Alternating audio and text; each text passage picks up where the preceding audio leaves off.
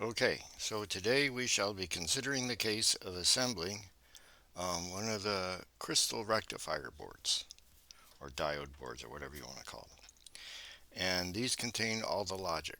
So there's lots of spots in here for diodes and all that kind of great stuff. Now, so it might look like chaos to begin with, but there's actually a pattern to it. Like you can see here, I'll try to stay away from that light. Here are the 3-pin connectors, and these connect to those 8-pin or 8-tube socket things, right? So they will plug into these on the back side. Okay, so the diodes and resistors and capacitors go on this side, and the tube boards plug in the back side. But anyway, that's where they go, the little 3-pin connectors. So there will be 8 of these 3-pin connectors. 2 rows of the 8 will make 16. So, there are 8 tubes here, basically on the bottom side, right? And then there's another column of those tubes here. So, you know, 2, 4, 6, 8, 10, 12, 14, 16, sort of. Anyway, the idea though is the diodes are the things that actually do the logic for the processor. They make AND gates and OR gates and NAND gates, and they're basically set up as AND or invert gates.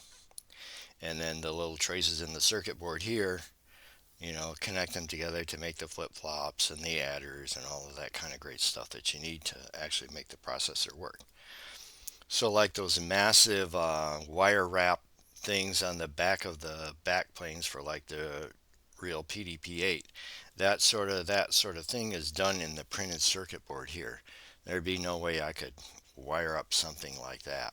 So I did it, with the printed circuit board. It's easy in KiCad to click here to here, to put the routing in. You can do that in a matter of a few seconds, whereas actually, strip a wire and wire wrap it, would take a minute or two anyway, I suppose, if you got good at it. But anyway, that's where all the wiring between the gates is in the circuit on this circuit board here. And this particular circuit board is the biggest one. It takes 80 tubes total. And this is the sequencer, and it has the state machine of the processor. Like there's a flip-flop on here for fetch 1, fetch 2, defer 1, 2, 3, exec 1, 2, 3, and interrupt acknowledge. Those are all in here somewhere. I think they're actually physically located here. I'm not sure though. I'd have to look again. And the instruction register is also buried in here. I think it's up in here somewhere, the flip-flop. Or actually that's latches. So it's two tubes to make a latch bit and 3 tubes to make a D flip-flop. This states like fetch 1, fetch 2, etc. use D flip-flops. The instruction register can use a latch. Okay. And the state machine is basically just, you can think of it as a ring counter. It has a bit that goes from fetch 1, fetch 2, defer 1, 2, 3, exec 1, 2, 3, and then loops back around to fetch 1, 2, etc., etc. Except there are gates that will skip over states that aren't needed.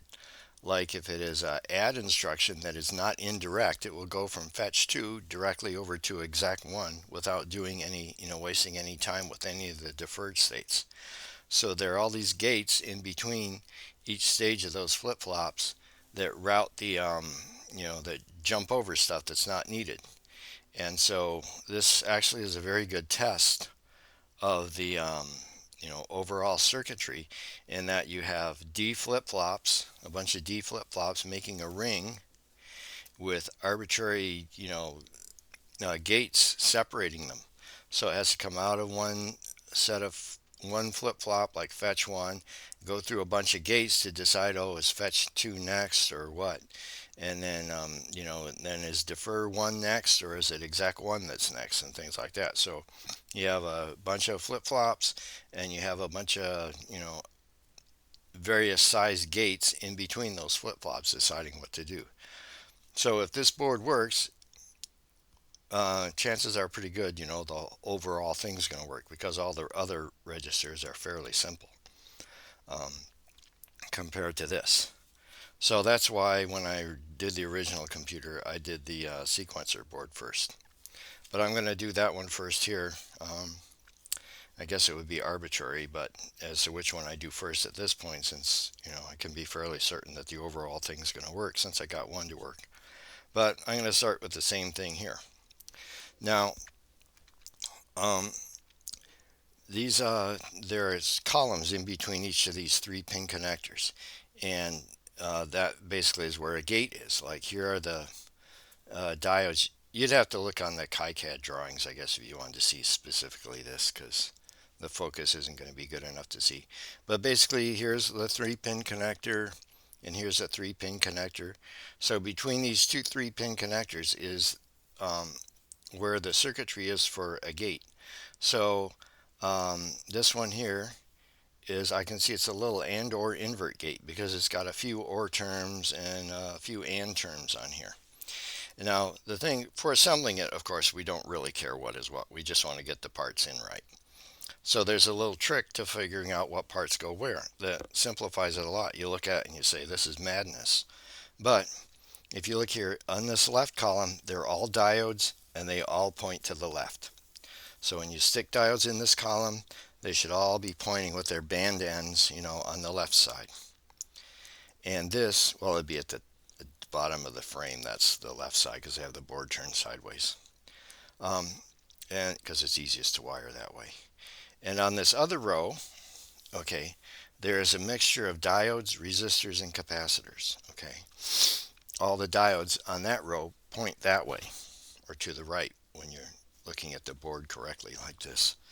But so you just have to look for the things with the banded symbols as opposed to just the plain rectangles.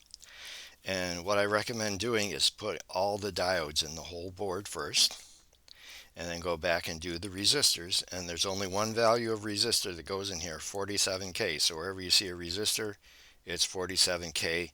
And use these 1/8 watt because they're small enough to stick in the holes easily.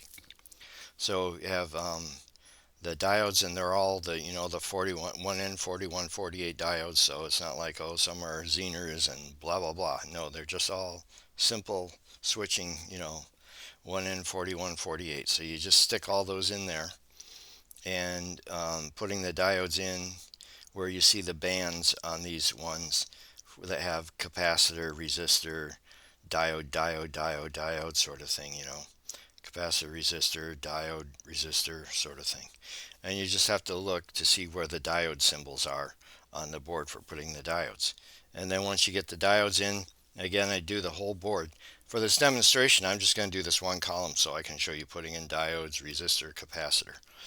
But usually I do the whole board in diodes, and then I do the whole board resistors, and then finally the whole board in capacitors. And then, well, that's not finally because you have to do the connectors on the back. So what I'm going to do is I'm going to stick diodes in this column here, and then put diodes in this column here, and then move on to resistors. Now, this particular board takes 700 diodes. Here's the bag of 3,000 diodes for this whole computer. So I'll open this up here, and I'll pull out a bag of diodes. And I think, yeah, these came from onsemi, so they're in these little bags of 500 each. Yep. So there we go. There's a bag of 500 diodes. All right, so I didn't notice that the recording had stopped in the middle of that. So anyway, I'm going to I'd done all these diodes in here and did everything while I was not being recorded. So lessons learned. Anyway, so I was just getting out a bag of diodes. So I'm going to fill in these diodes here, again, the ones that point this way. And this column will be just all diodes, so I don't have to worry about, are there resistors or capacitors in these columns, because they're all diodes and they all point this way. You notice the diodes always point towards the 3-pin connectors. I probably didn't mention that before, but no matter which column of diodes you're doing, they're always pointing to a column where the 3-pin connectors are. But again, follow the bands on the circuit boards. You can't go wrong. So I'll just grab a few diodes out of this bag here. Hopefully not too many, because I'm not going to sit here and do a lot of these to demo you and bore you to death. So I'll just fold these up here. I think it makes it easier to fold them and then fold them all and then stuff them all. So I'm going to make sure I keep recording here. I didn't do that. I didn't quit on me before last time, but Windows is the only operating system in the world that rusts. So you do something one day and you try to do it the next day, and because Windows is a smart operating system, it does stupid things, right? And one thing it likes to do is rust, so stuff just stops working for no apparent reason whatsoever. Isn't that wonderful? Anyway, I get these diodes going here.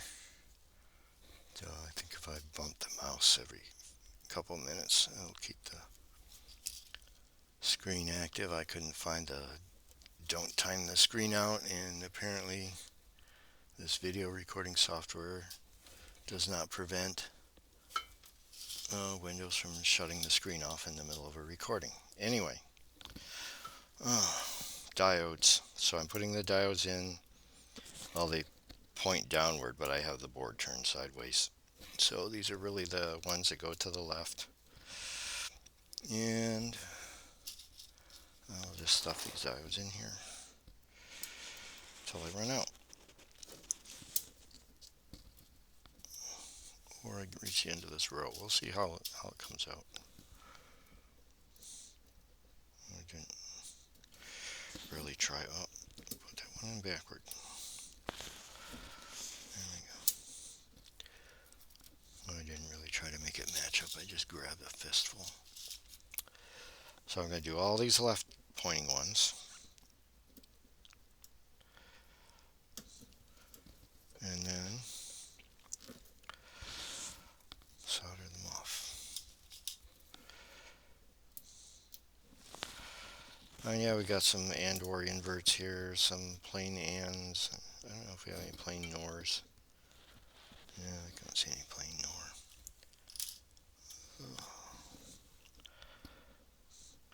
That'd be the and or inverts with one term on each of the nor legs. But anyway, you just follow the little patterns. Make sure you get the diodes in correct. All the bands should be pointing down when I do this, so I can take a glance back. Yep, I got them in right so far. Make sure I keep putting the bands down. So, okay. It's a matter of sticking all these in, stuffing them in here. There's a big and or invert blob I can see. Got about 1, 2, 3, 4. 4 terms on that. 4 or terms. There's one resistor plus a corresponding diode for each of the or terms. These diodes here on the left column are all inputs and terms. So, wire these up. They're stuffing them in. Yeah, you got what, 4 diodes left and 6 slots. Pretty good guess.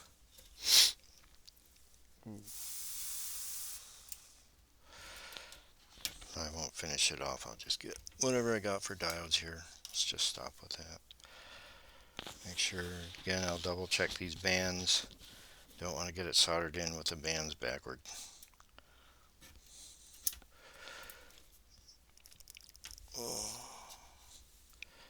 And double check it, triple check it. Only takes a second. Alright. Yep. All the bands are going down. Okay. Now it's a matter of soldering these. Get it out of the light. Where's where I'm soldering is right here. Alright. You can see on the back of these boards there's the outlines too of where the 8-tube boards plug in, so you get them aligned correctly. Now here Two, when I solder these diodes in, I don't know if I mentioned this in the first path, but as you see, but there should be a square hole, a square pad for each of the diodes that you solder in. Now, in these ones that point to the left, they're all diodes, so they should all have this square pads. If there isn't, then there's something seriously wrong. But these diodes are put in place all by the little Java program. That NetGen program figures out where to put the diodes for each gate. Anyway, in case you're curious. But yeah, just make sure you have a square pad for each of these diodes that you put in. And that way you know you got a diode. And the other column, there's a mixture of diode and resistor and capacitor. So you have to definitely make sure on those that you have a square pad. We're going to get flipped over here. I'll bump my mouse so that thing doesn't time out on me again. Shut the video off. Alright, so I'll solder up the other side. The round holes. 2, 4, 5, 6, 7, 8, 9, 10, 11, 12, 13, 14. Alright, now just cut these off. Nothing special. 2, 4, 6, 8, 10, 12, 13, 14. Alright. PDP these over. 1, 2, 4, 6, 10, 12, 14. Alright. Okay, so there's the diodes in that left column. Now we'll do the right column. So these diodes go the other way. And the way I have this board positioned, they're going to point down. Let's see. Just like 10. Let's get a few here. It'll be enough to demonstrate diodes versus resistors and capacitors. So again, here I'll fold these all first.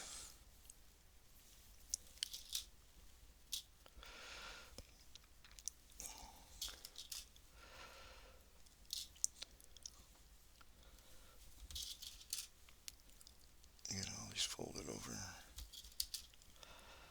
So there are 1,300 parts approximately in this board, so I figure I can do about 100 an hour, so that means 13 hours to put this board together. That's the biggest board.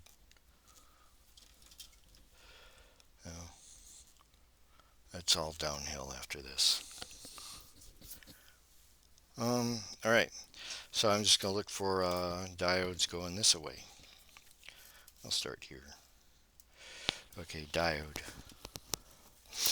And again, you just look for the rectangles with a banded box. Diode. Yeah, the light's not in the way. Make sure you get the band right. Sometimes I still stick them in the wrong way. I gotta double check myself. Oh, there go my cutters. Yep.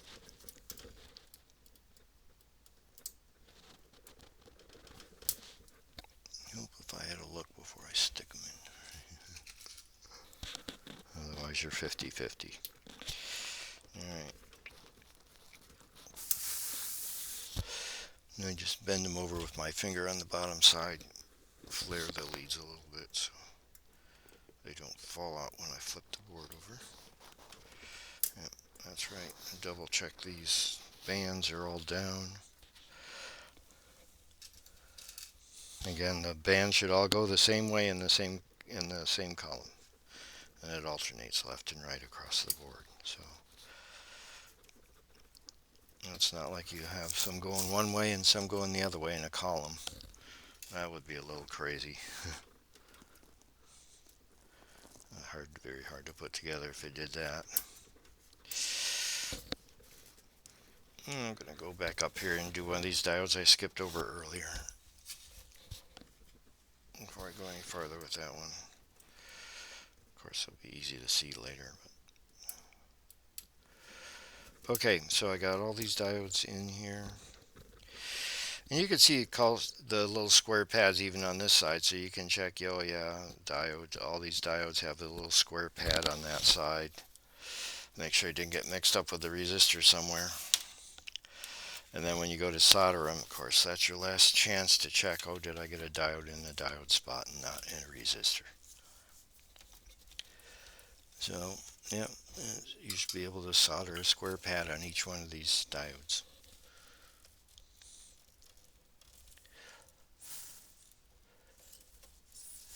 Make sure that you get a resistor in or get a diode in a diode spot, not a resistor.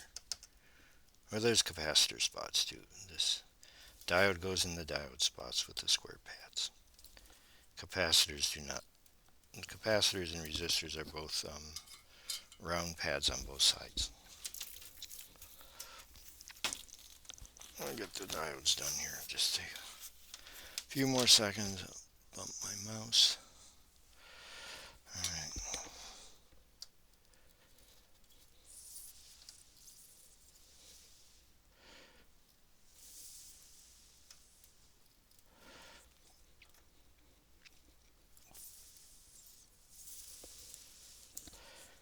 Alright, 3 more. Should be done. 1, 2, a tree. Alright, my cutter's on the floor.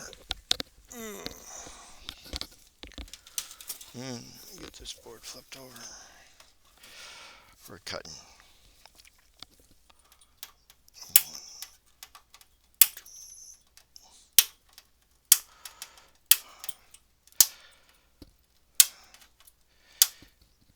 Alright, I got those. And get these. 1, 2, 3, 4, 6, 7, and 8. Alright, so I got the diodes in. So that's 2 columns worth of diodes. Now normally when I do this, I would just go ahead and do the rest of the columns. Do all the diodes on the board.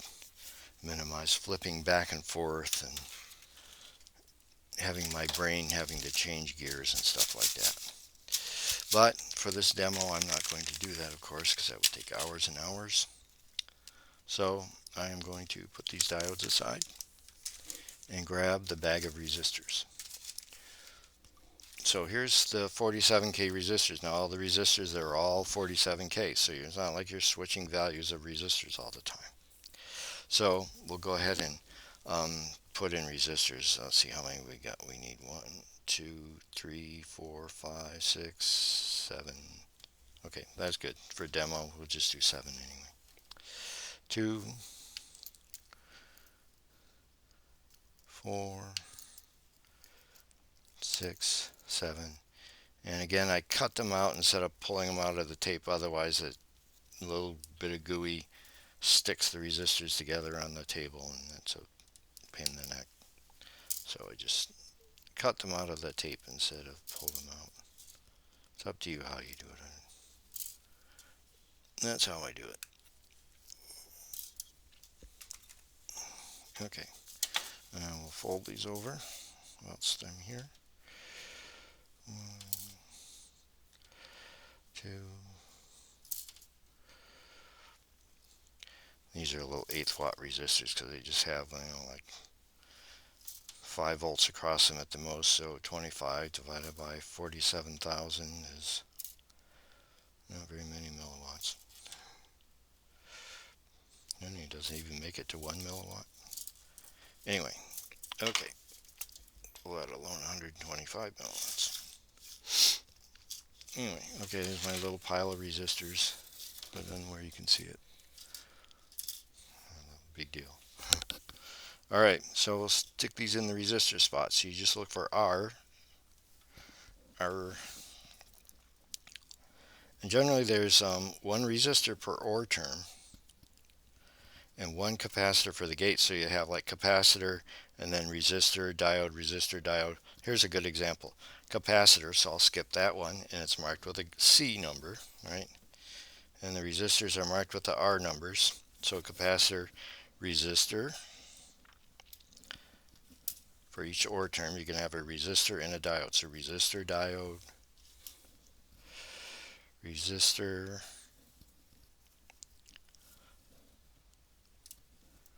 diode.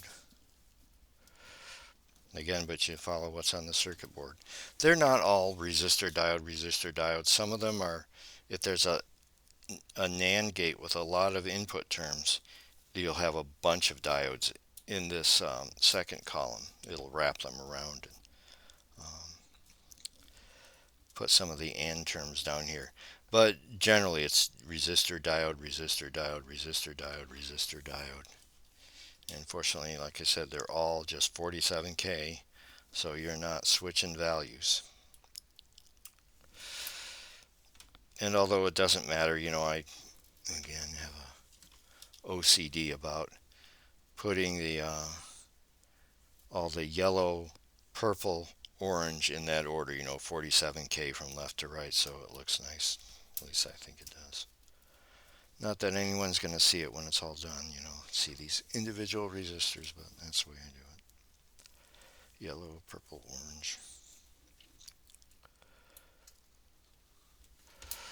Alright, and that's all those resistors I'm going to do. So I was just putting the resistors in here, yeah. And solder the same as the diodes. Now of course these should not have any square holes on them. If you see a square hole, that means you missed the diode. You should fix it up first before you go any farther with it. So if you see any square pads when you're doing resistors, you stuck a resistor in the wrong spot. Try to catch it before you solder it.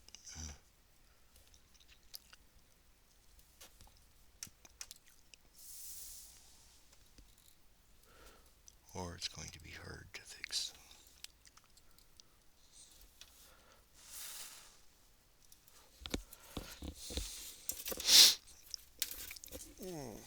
Flip it over.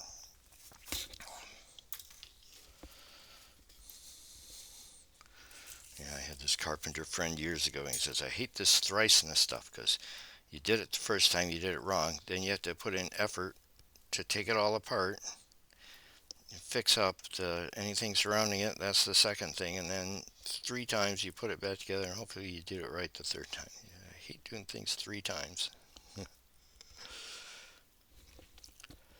All right.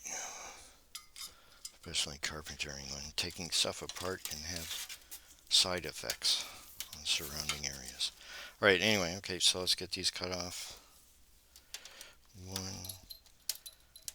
2, 3, 4, 5, 6, 7. I thought I had 8. All right. 2. Oh yeah, just 6. Just 7. That's all I cut off that strip. All right, so there those resistors are in there. And finally, capacitors. We'll just do a couple of those. Well, that's all that's left. 3. So the capacitors are the 0.1 of 50 volt. You don't need to put the 200s in here. Just have 3. Generally, the voltage on this board is all 5 volt stuff. Okay, the only place there's high voltage is on the middle pin here on some of these connectors, where the high voltage comes in on this connector here. There's plus 120 ground, minus 96 ground, and then 2 5 volt pins here. And the 120 comes in here and it goes through some traces and goes to some of these middle pins. So you just got to be careful with those. But other than that, that's the only place there's high voltage on these boards. The diodes all generally work on 0 to 5 volts. Now it might be negative. The tubes can put out negative, can come out of those high voltage dividers. So you might have a zero value be minus 10 at this diode input, or I've seen it be as low as minus 15 or 20. So you might have something like that on one of these diodes for a zero, and that's okay. But generally, you don't have the 120 volts going on any of these diodes or anything like that. It's just generally, 0 is a 0 and 5 is a 1. Okay, so putting the capacitors in is pretty straightforward. And put the capacitor in here. And you might have to wiggle it a little bit to get it to fit down nice to the board. So I wiggle it from the bottom with my hand. I'm pulling on the leads, and then I flare them out a little bit. Generally, they just go in. You bend the leads close to the body of the capacitor, and they'll go in.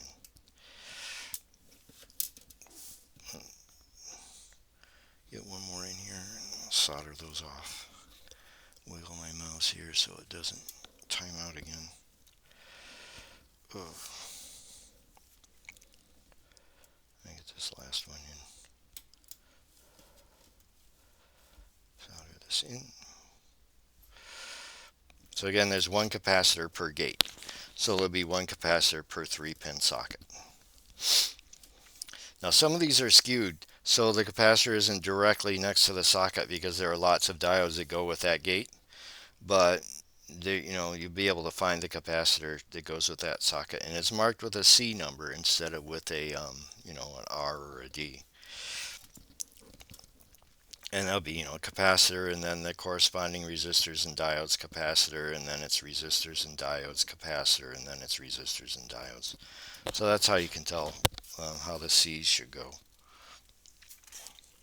I'll just get these soldered off here.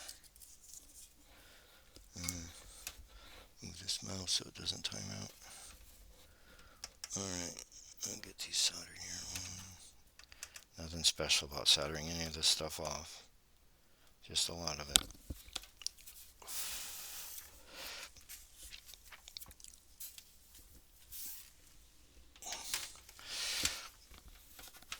And these are just, regular bypass capacitors. This whole thing is a DC circuit. You can run it, one cycle per day if you want, and it should still work. These are just bypass capacitors. They're not really in the circuit as such, in the signal pathway.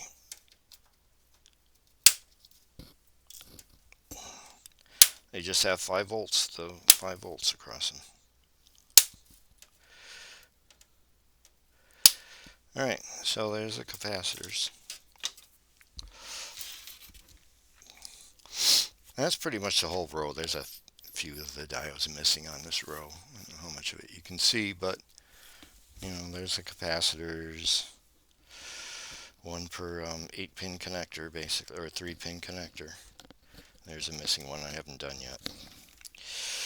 Okay, so that's pretty much it. I'm gonna, on my own, fill in the rest of these diodes, resistors, and capacitors here, and then come back and make a video of putting the connectors on here along the top, and putting the 3-pin connectors. They go on the bottom side, right? Because the two boards plug in the bottom side here, where these little white outlines are. You can see the outlines where the 8-pin tube boards plug in this side. So those connectors go on that side. And that's pretty much it. You can see these 32-pin connectors here along the top are the signals, right? And these plug into the backplane. And you can also plug the paddles in here. You can plug the paddles in here to unit test these boards.